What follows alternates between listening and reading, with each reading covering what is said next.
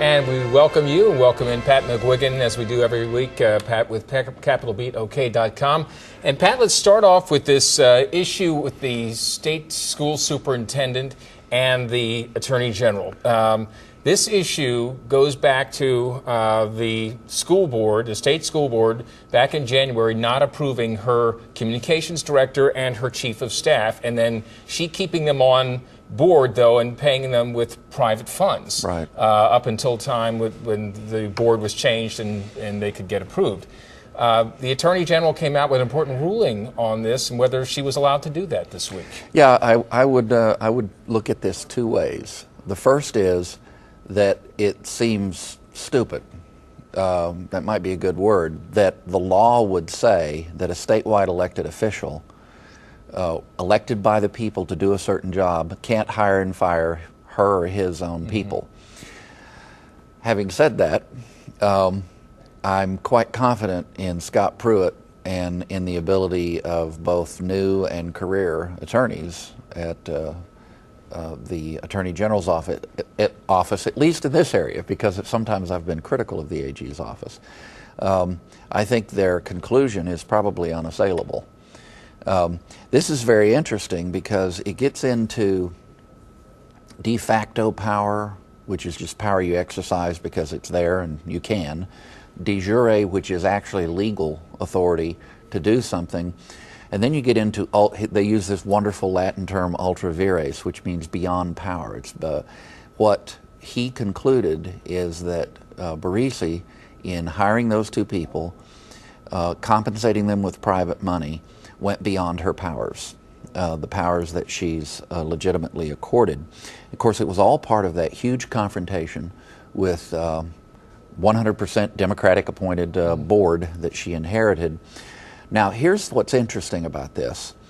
There could be problems if orders were given by the chief of staff, possibly by the communications director. We'll see.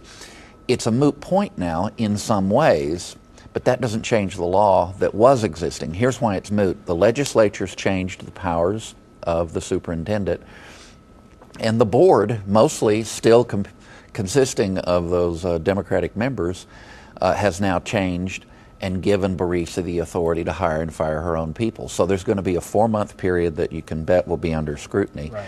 All of this originated with a request for an opinion by Andrew Rice, a very intelligent man, and I think he saw an opening back in the winter, and he took it, and that's part of the way the game of politics and public policy is played. So Andrew Rice now has a ruling from a conservative state attorney general slapping a little bit Janet Barresi's administration of the agency so far. So this is interesting. Again, it may be moot, but it could be the basis for some challenges for decisions made in the initial months. I know you'll continue to follow this. Oh, yeah. Let's change topics here and talk about Governor Fallin. And she has made, I think, 120 or so executive appointments. I mean, is she just trying to enact an agenda through executive appointment? It's an interesting question. Here's 'twas ever thus. It's always been that way to some extent. It's clear that of the 120, most of the people she's choosing, no shock, are conservative Republican. There are some wrinkles that are kind of interesting. There's at least 19 reappointments. At least that's the way I count them. 19 reappointments. I think 1 or 2 of those are people that she brought back who had previously had the offices. In any case, 4 of those were cabinet officials, and we've talked about them. I think they were largely pretty good choices. The others, it's a little more debatable or arguable, especially from the perspective of some of her conservative base.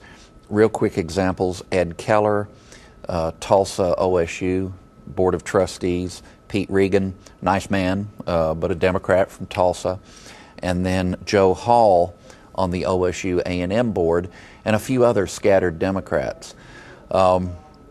There's been some online chit-chat about these kinds of things, so what I've done is gone in and I've tried to look at all of the appointments thus far. It's a very good summertime activity. It's productive, and it is important, yes, who she chooses.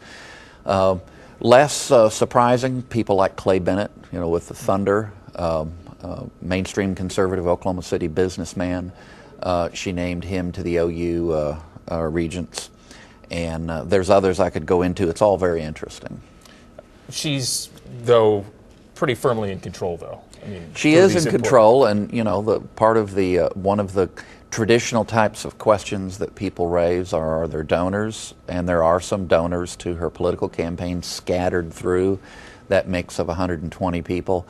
Perhaps the most what jumps out at you is the appointments to the Turnpike Authority, a total of 6 people, having among them given more than $20,000 to her campaign. In asking questions like that and trying to scrutinize things, I'm simply trying to do in my own way a very traditional kind of journalistic function so that people know the fullest possible picture. So far, mostly conservative, mostly Republican, some intriguing exceptions. Very good. Thank you, Pat. You can read more about these and other topics at CapitolBeatOK.com. Thanks for joining us. We'll see you next week.